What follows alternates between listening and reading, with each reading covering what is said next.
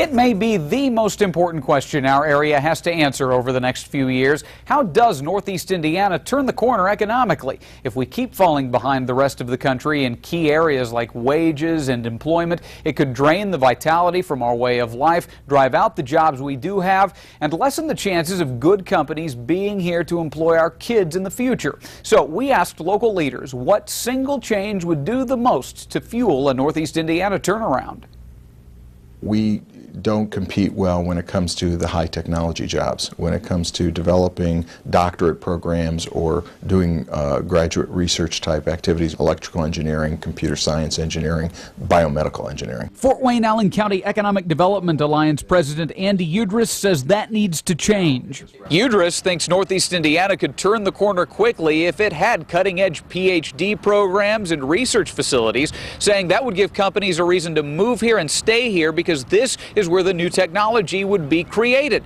However, IPFW Chancellor Dr. Michael Wartell disagrees. I have never heard a business say, well, you don't have PhDs at that university. We won't come to that region. Wartell says key Northeast Indiana industries like defense and logistics don't need a lot of PhDs. He says the more realistic key to a regional recovery is to nurture creativity and entrepreneurship, traditional strengths of our area, by filling the nearby Northeast Indiana Innovation Center and Innovation Park. Think of us as almost like the Jefferson Point for entrepreneurs, all the boutique shops and services available for business owners, entrepreneurs, inventors who are looking to take their idea and bring it to the marketplace. President and CEO Carl LePan calls the Innovation Center a knowledge neighborhood, a hub for high-tech activities. When we visited, high school students were even learning to create their own video games. After starting with one two-person company more than a decade ago,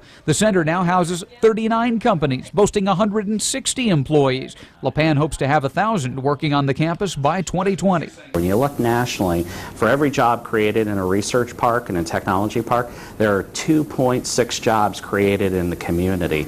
These jobs are higher quality, higher paying. Over the years, LePan says the center's clients have launched 229 new products and created more than 450 local jobs. The Innovation Center and Park could prove to be the essential component of regional rebirth, nurturing companies that support and supply key industries in our area and beyond. But for that to happen, state government will probably have to kick in more funding. The park has 55 acres, but only 11 are ready for development.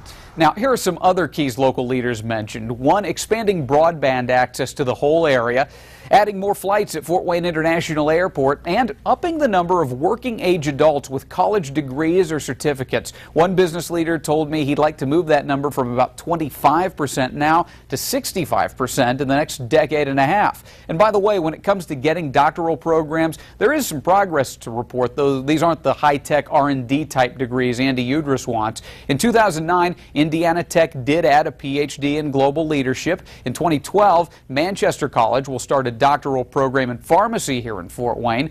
Parkview Health's in talks with Trine University about bringing a doctoral physical therapy program to Parkview's North Campus. And Chancellor Wartell thinks there's a good chance IPFW will begin its first doctorate programs, one in education, possibly a second in nursing practice over the next decade. Tomorrow, an independent analyst's thoughts on how Northeast Indiana is doing so far in its efforts to turn things around.